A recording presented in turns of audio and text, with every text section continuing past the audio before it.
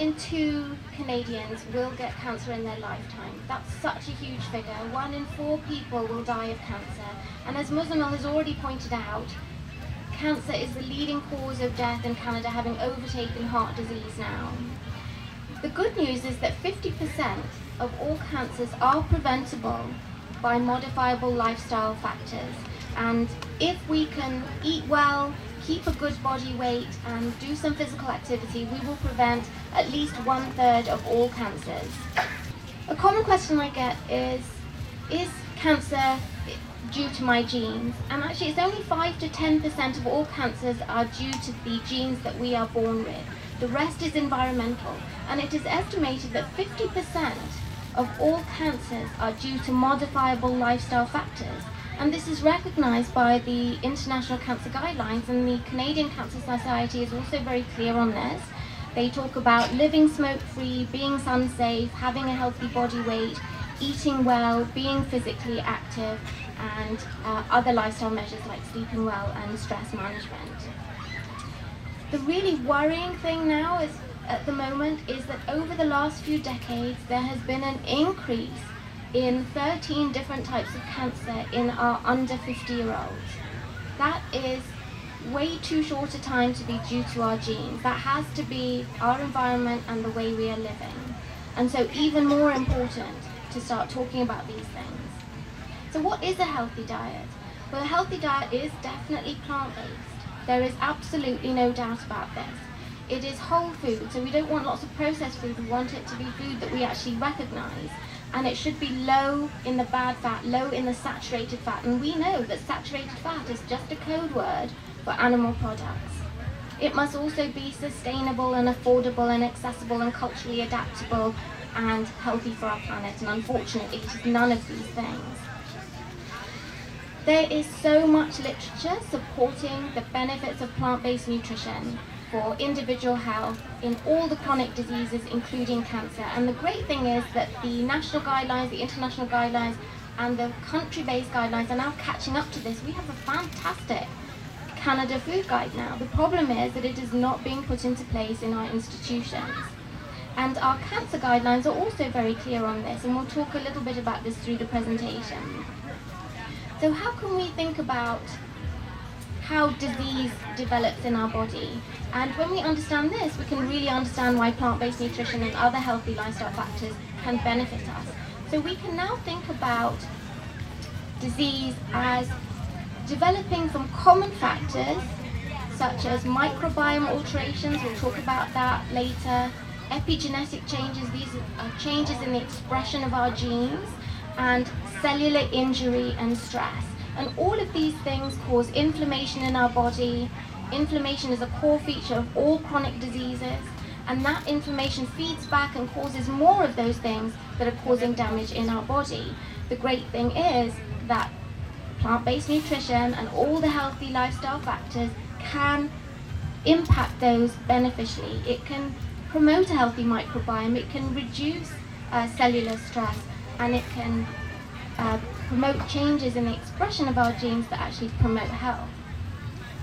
So plant-based nutrition, it has loads of antioxidants, anti-inflammatory, so it's going to address these things like oxidative stress and inflammation. You're going to, by default, reduce your carcinogens that you're eating because you're not eating the meats. You're going to promote your healthy gut microbiome, you're going to improve your insulin resistance, and all these things that we know contribute to developing cancer and other chronic diseases.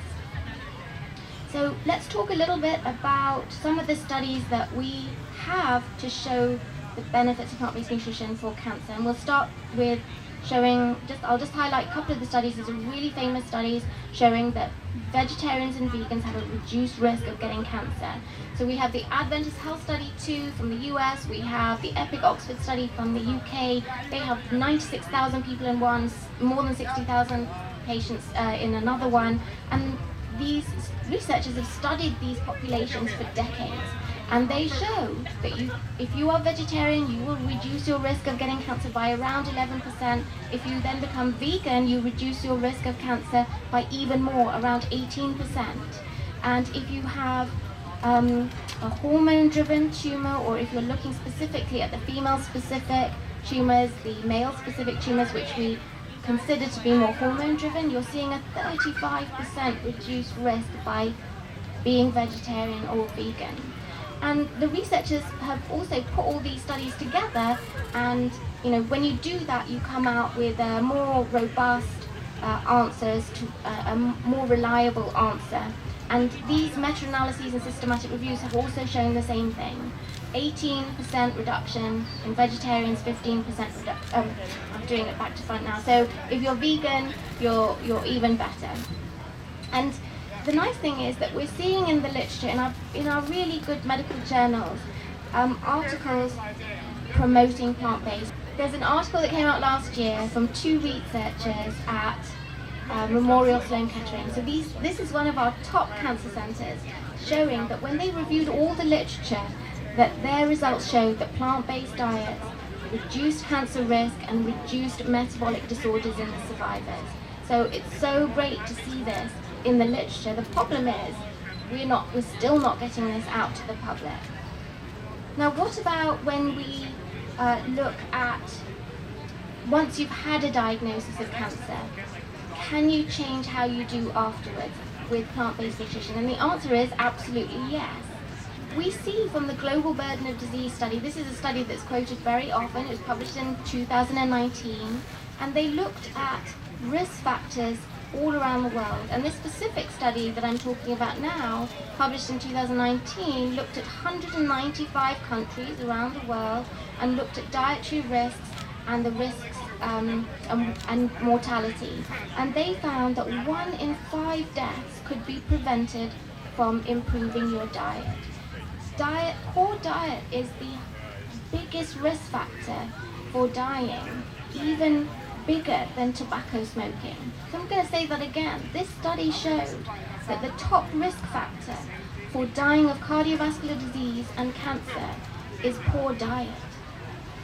And that means we can do something about it. There was a fabulous study that came out of Harvard in 2018, and they looked at over 170,000 men and women, and they followed them for over 30 years, and they looked at their lifestyle, and they looked at alcohol, whether they smoked, physical activity, and they looked at diet and also healthy weight. Now their diet, they don't have lots of vegetarians and vegans in their 170,000 population, so they developed a specific eating index. It's called the Alternate Healthy Eating Index. And you get better points if you eat fruits, vegetables, whole grains, nuts and seeds, and polyunsaturated fats. And you get more points if you have less of the bad stuff, less red meat, less processed meat, less salt, less trans fat, and less processed food. And those people who are eating the best on this score, which is really a plant-based score, as you can see, they reduce their risk of dying of cancer by 30%. And if you were doing all 5 lifestyle factors, so you weren't drinking excessively, you weren't smoking, you had some exercise, you had a good body weight, you reduced your risk of dying of cancer by over 60%. And that was the same for cardiovascular disease, where in fact you reduced your risk of dying by over 80%. And if you were doing all these 5 healthy factors, and this speaks to a question that came up in Muzamil's talk, if you did all 5 factors at the age of 50, as a man you would live 12 years longer, and as a woman you would live 14 years longer. And we have multiple other studies showing that you can reduce the risk of dying after cancer. We have a massive study in breast cancer showing that if you increase your fruits, vegetables, whole grains, and reduce your fat intake, you can reduce your risk of dying from breast cancer. And we have similar studies in colorectal cancer, and Muzamil had mentioned that also. The other studies that always come up, or should always come up in a cancer talk, are the studies done in early prostate cancer by Dr. Dean Ornish. And for those of you who don't know him, he's a godfather in lifestyle medicine and plant-based nutrition. He was one of the physicians for Bill Clinton when he had his heart problems. And he actually did several studies in people who had early prostate cancer. And early prostate cancer is a stage where you can watch people. You don't have to jump in with the treatments like radiation and surgery.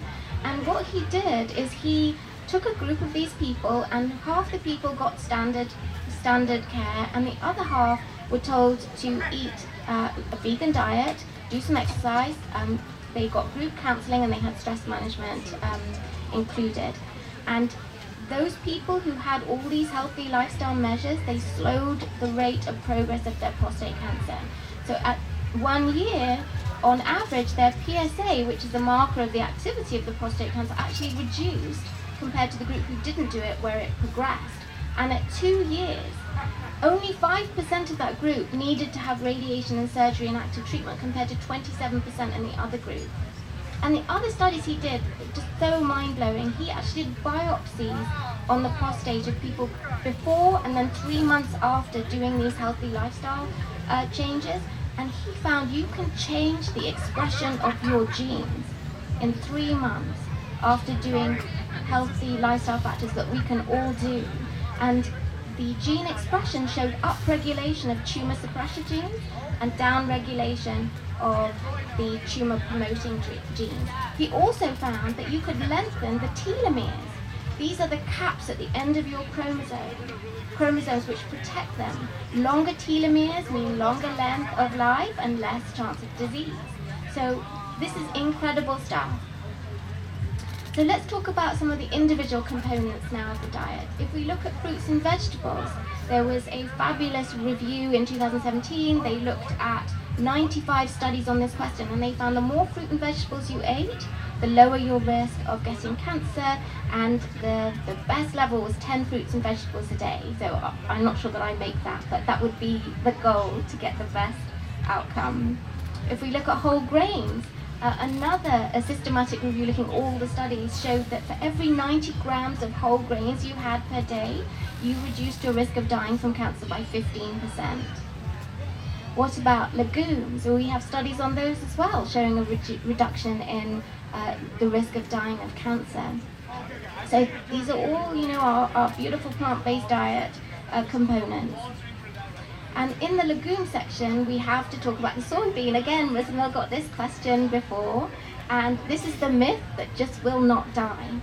So we actually have so many studies now looking at soy and health, and they are all good.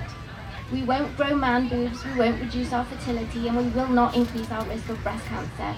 I treat people who have breast cancer, and this is what I talk about every day because this is the question I get asked every day. So in 2019, there was a massive review of all the studies in humans in soy, and they showed that actually you could reduce the risk of multiple different types of cancer, including breast cancer, including some of our GI cancers, including prostate cancer, if you ate soy. Another review the same year showed that as you increase your intake of soy, and we're talking about minimally processed soy products here, so tofu, tempeh, soy milk, edamame beans, soybeans. We're not talking about the highly processed stuff, which I certainly love, but we have to keep to a minimum in our diet. And they showed that the more soy you ate, the lower your chance of dying after a cancer diagnosis. So I tell all my patients, especially those with breast cancer, you should have multiple portions of soy during the week. And we have lots of studies showing this, and that applies to people with hormone-positive breast cancer and hormone-negative breast cancer. What about fiber? So fiber is the one nutrient that we're probably, not necessarily those of us who are here, but our omnivorous colleagues are probably deficient in. Apparently, if you look at the American population, only 3% meet the standard recommendation of how much fiber you should have in your diet. So we're not eating enough. You cannot find this in meat products, but you can find them in all of our plant foods, and it will promote a healthy gut microbiome. And we have lots of studies showing that eating fiber reduces your risk of colorectal cancer, it reduces your risk of dying of colorectal cancer after you've had a diagnosis, and it reduces your risk of breast cancer too. Now we'll take some special mentions, but all plant foods are good for you. We want 30 different plant foods in a week, according to the American Gut Project, to optimize our microbiome. But we do have some superstars in the cancer world. So if you are looking to reduce your cancer risk, if you have a diagnosis of cancer, these are the ones to include. Cruciferous vegetables, broccoli, cauliflower, cabbage, kale. They contain sulfur-containing compounds that are converted to sulforaphane, which have been shown in studies to be anti-cancer. Mushrooms, there have been so many studies on mushrooms, and they reduce your risk of getting cancer, especially breast cancer. Tomatoes and all those red colored fruits and vegetables, which contain lycopene, have been linked to a lower risk of prostate cancer. The allium family, garlic and onions, have been shown to have anti-cancer properties as well. Ground flax. I tell all my patients to have 2 tablespoons of ground flax every day, and also green tea has some evidence as well. So what about the bad stuff? We know what we have to eat. What is the stuff you absolutely should minimize or avoid? So processed meat and red meat. In 2015, the World Health Organization stated that processed meat is a class 1 carcinogen. That means it definitely causes bowel cancer. And red meat was classified as a group 2A carcinogen. That means it probably causes bowel cancer. And these two together cause 20% of all our bowel cancers. So that means in Canada, 5,000 cases of bowel cancer need not have happened because of eating processed meat and red meat. And as Muslim has already stated, red meat and processed meat is linked to dying earlier. It increases your risk of cardiovascular disease, it increases your risk of diabetes, and it increases your risk of cancer. And it's not just colorectal cancer that it's linked to, it's many others as well, including breast cancer. So why are they carcinogenic? Why do we think of them as being bad for us? So the processed food has nitrates and nitrites in them for the preservation procedure, and they are converted into N-nitroso compounds in the gut, and these are directly carcinogenic. They contain heme iron. So plant heme, non-heme iron is absolutely fine, but heme iron from animal products has been shown to be pro-inflammatory and carcinogenic. When you cook meat, you produce cancer-causing chemicals such as heterocyclic amines, and the worst seems to be chicken. And we know that all meat products are completely devoid of all the good stuff, devoid of fiber and the antioxidants and the other very helpful phytonutrients. And more recently, the group at Harvard actually showed that processed meat and red meat is actually linked to a type of DNA damage in the bowel in patients who have got colorectal cancer. And the more processed food, the more red meat you ate, the more alkylating DNA damage you had, and the worse you did. And I'll tell you that when I tell my patients to stop eating processed meat and red meat, I get very differing answers. But that's the one biggest thing that you can do. The other area that we don't do so well in is our processed food. And the studies show that Canadians are eating more than 50% of their diet is processed food. And in America, there was a rather alarming study that came out a couple of years ago that showed that in adolescents, they were eating 80%. So 80% of the diet was processed food, and this is incredibly bad for us. And having a vegan diet is great, but if we're having lots of processed food, we will increase our risk of all the bad stuff, of cardiovascular disease, and now it looks like we may increase our risk of cancer too, with processed food and sugary beverages. And there are multiple studies now showing the same thing, from Europe, from France, from the UK, from the US. And our cancer guidelines very specifically state, minimize or avoid processed food. What about dairy? This is a question I get asked all the time, and the cancer guidelines, they don't make specific recommendations. They don't say don't drink dairy, which is what, of course, I would hope for. And the reason is that the data is pretty mixed. You may hear people say that colorectal cancer is reduced by eating dairy, and that's absolutely what the studies show. There have been a number of studies showing that dairy intake reduces your risk of getting colorectal cancer, and that's milk, only with milk, not with cheese. But if you look at the data closely, you will find that that's actually due to the calcium intake. And if you can get your calcium levels from your diet to about 700 milligrams per day, which is not difficult, that association goes away. So it's not the dairy, it's the calcium, and we can make so many better choices, not only for ourselves, but for the environment. And the cancer guidelines actually say that the reason they don't recommend dairy to reduce colorectal cancer risk is because they are uncertain of the effects on other types of cancer. And the strongest association is actually with prostate cancer. So prostate cancer there have been so many studies here as well showing that the more milk and other dairy products you eat, the higher your risk of prostate cancer. And it doesn't matter if it's low fat or high fat, suggesting it's not the fat content, it's not the calcium either, but it's something else in milk that we're not sure about. In breast cancer, I do actually tell my patients to switch to soy milk. And this is because we use the precautionary principle. It makes total sense that dairy might increase our risk of breast cancer. And there was a fabulous study that came out in 2020 from the USA, and they looked at 53,000 women. And they saw that if they drank milk, they increased their risk of breast cancer. And it was a dose response. And this is really important when we assess studies. Dose response makes it more likely that this is actually true. So if you had half a glass of milk a day, you increased your risk of breast cancer by 30%. If you had 1 glass, by 50%. If you had 2 glasses, by 70%. And if you were drinking 3 glasses of milk a day, you increase your risk of cancer by 80%. So you can see that this is quite a large relative risk.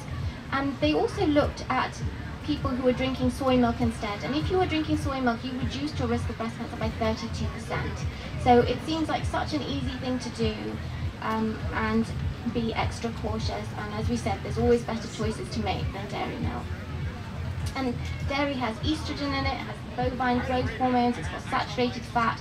If you have dairy, you will increase your insulin-like growth factor, just like any other animal products, and that has been linked to increased cancer risk. So lots of reasons why we shouldn't have dairy. Now I'm going to mention alcohol quickly because a lot of people don't know that alcohol increases our risk of 7 different types of cancer, including breast cancer. So none of my patients with breast cancer seem to know this risk. 12% of all breast cancers are caused by alcohol use, and if you look at the guidelines, they specifically say it is best not to drink if you are worried about your cancer risk. And it's true for any type of alcohol, and the new guidance from on alcohol has come out, the new Canadian guidelines, and they're really good. So they say that not drinking has benefits such as better sleep and better health. If you are going to drink, keep it to a maximum of 1 to 2 drinks a week. Beyond that, you are increasing your risk of cancer, you're increasing your risk of heart disease and stroke. So it's a big myth, unfortunately, that alcohol, red wine, will protect your heart. It doesn't. I'm going to say a word on low-carb diets because this is so popular now. And we know that for some people, low-carb diets, and I'm talking about the animal-based diets, do help people lose weight. But unfortunately, you are shortchanging yourself because the studies that have looked, beyond the immediate time, show that you will increase your risk of dying from heart disease and you will increase your risk of dying from cancer. And this study here, it does show that you will increase your risk of dying of cancer by about 30%. It's pretty big. I'm going to talk a little bit about the gut microbiome because this is, to me, so fascinating. In the last 15 years, there's been such an explosion of research into the gut microbiome.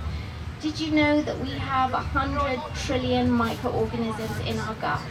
If you count the cells in our body, 50% of our cells are from our microbial part.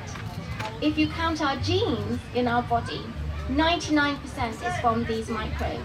Only 1% of us, our genes, is from our human genes. So we have developed over millennia in symbiosis with these microorganisms, and we've outsourced so many of our body functions to these microorganisms, so we have to take care of them. So they are involved in absorption of our nutrients, of our metabolism, they're involved in maintaining the integrity of our gut lining, they're involved in the development of our immune system and the functioning of our immune system. And it's increasingly recognized that the gut microbiome actually does play a key role in the development of cancer. And the great news is that having a good microbiome is promoted by having lots of plants, because lots of plants means lots of fiber. That means lots of fiber-loving bacteria that produce all these short-chain fatty acids that are anti-inflammatory, they're anti-proliferative, they maintain the lining of the gut. And even more interesting is that for people who are on these immunotherapies are these newer class of drugs that use your own immune system to kill cancer cells. And there are several studies showing that the more plants you eat, the more short-chain fatty acids you produce, you are increasing your response to treatment. And just this year there was a study that came out, and it looked at people with melanoma on these immune checkpoint inhibitors, and they looked at how they were eating, and they scored them according to the Mediterranean diet. And so the more you were eating like a Mediterranean diet, which has lots of fruits and vegetables, lots of whole grains, nuts and seeds, and which minimizes red meat and processed meat, the more like that you were eating, the higher your response rate. And that's incredible. And the thinking is that this must be mediated in part through the gut microbiome, and it means we can help ourselves if we are going through treatments like this. Hippocrates said way back when, all diseases begin in the gut. He was a smart dude, and I think he was right. So what about our guidelines? Our cancer guidelines really do say all the things that we've been talking about. It says eat a diet rich in whole grains, vegetables, fruits and beans. Limit or avoid your fast foods. Limit your consumption of red meat and processed meat. Limit your consumption of sugar-sweetened beverages. Limit your alcohol. Be physically active, be a good body weight. Don't use supplements for cancer prevention. There really is no good evidence behind that. If you are a mother, try and breastfeed if you can, because that has protective effects. And they also say that if you have a diagnosis of cancer, do follow these guidelines as well. So what about, how are we doing? Well, we're doing terribly. If you look at the studies looking at adherence and awareness of these guidelines, we're doing terribly. The studies that look at this question show that if you are following these guidelines, you do reduce your risk of cancer, but we need to do a lot better. We need to do a lot better in educating our health professionals who are not telling people this in the clinic. I think I'm one of the very few in my centre who is doing this, telling our patients this, and we have to educate the public, because as we know, sometimes we can't wait for the medical profession to get on board. The last thing I'm going to talk about, you cannot talk about anything without talking about planetary health. And when we look specifically at cancer, climate change and all those changes that come with it, and the planetary destruction, we are going to increase our rates of cancer, such as our GI cancers, our lung cancers. We're going to increase this for other reasons, such as disruptions in our food supply, not being able to access fruits and vegetables. Climate change is going to impact the delivery of care for when we get sick. So these are all reasons that we need to do better. We need to eat better, not only for ourselves, but also for the climate. And there was this fabulous study that came out from the EPIC study, looking at this question in 10 different countries. And they followed people for 14 years, and they looked at what they were eating and whether they were following the Eat Lancet planetary diet, which we know is mainly a plant-based diet. And they found that you could reduce the incidence of cancer by up to 36% if you were following this Eat Lancet plant-based diet. You could reduce your greenhouse emissions by 50%, and you could free up 60% of land. So there are benefits for our individual health, and there's benefits for the planet too, and of course for the animals, which is what we all do this for. So I hope I've shown you and convinced you that plant-based nutrition will reduce your risk of getting cancer. Nothing can reduce that risk to zero, unfortunately. We do live in a very toxic world, but it can. If we are going to do the best we can for ourselves and our families, we will hopefully transition to a healthy plant-based diet.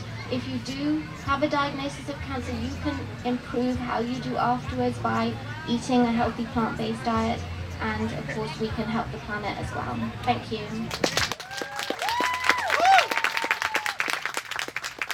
Any questions? So fermented food, there is some data, including from Stanford University, suggesting that fermented food is beneficial for the gut microbiome, and we've already talked about how that can be it's one of the key players in our development of disease. So yes, fermented food does seem to be helpful, and if you listen to these researchers at Stanford, they do that. They do include daily fermented foods in their diet. Turmeric has some evidence behind it. There's no side effect from that really, so go for it. Yeah.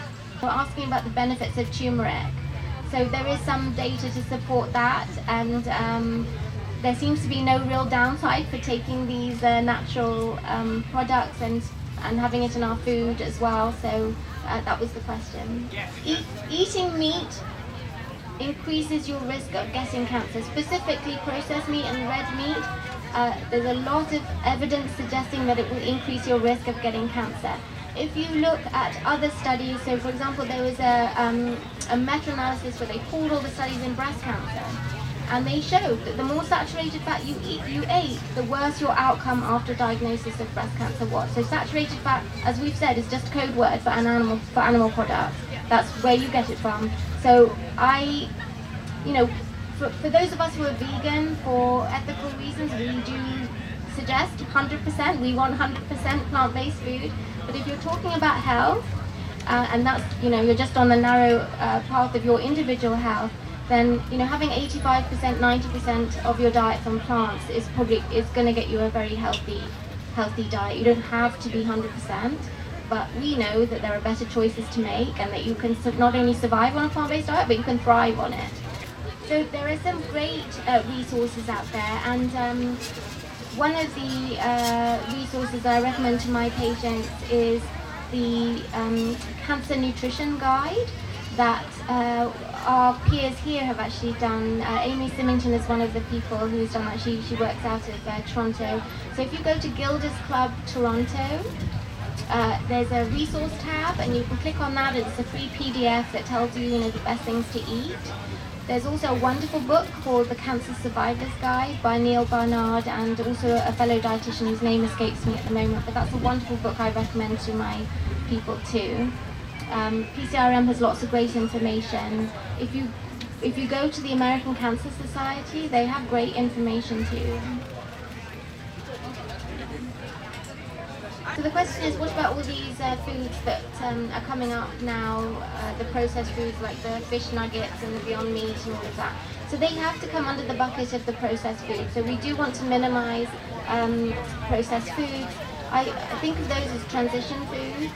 And, if we look at Beyond Meat though, I'll just bring up that because there was a great study called the Meat Swap study, and that did show that your blood parameters were better than eating meat, and also it was better for the environment. So there are some benefits by switching to products like Beyond Meat, but they're not going to be as good as beans. And of course, all of these products are very high in salt and other additives, and we have to be careful. And when we look at the Global Burden of Disease study, the top dietary risk factor was too much salt in the diet. So minimize the processed food. Yeah, so the question is, why are not more medical professionals promoting this? So it's really interesting. I mean, the Canada Food Guide is plant-based, basically, 87.5% plant-based at least. We have our clinical guidelines for heart disease, diabetes, for cancer. They're all promoting plant-based diets. So why are we not seeing that in the clinic? And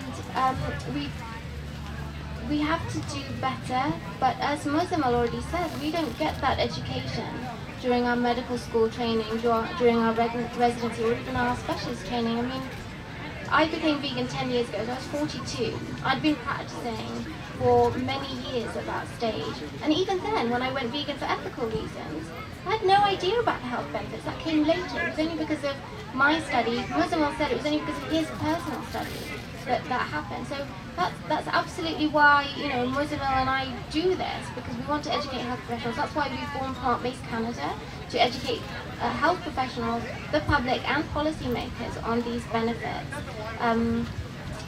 So, it's partly education, but we're seeing, in Canada we've got a growing group of passionate healthcare professionals who are taking up lifestyle medicine, and those of us who are trained in lifestyle medicine are trained through the American Board of Lifestyle Medicine, which promotes a fully plant-based diet. That's amazing. And that lifestyle medicine specialty is the fastest growing specialty worldwide. And we're seeing that in the American medical schools. They're training people in lifestyle medicine. The University of Toronto has 2 weeks of lifestyle medicine now there as well. So, but the changes are too slow. It's not happening fast enough, so we've got to do something about it. Your question is, where do you find somebody who is trained in lifestyle medicine who can promote that for you? So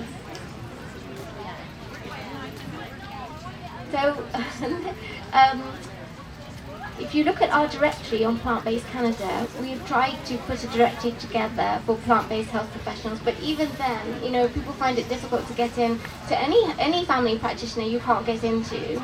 And then they're few and far between who are promoting plant-based nutrition.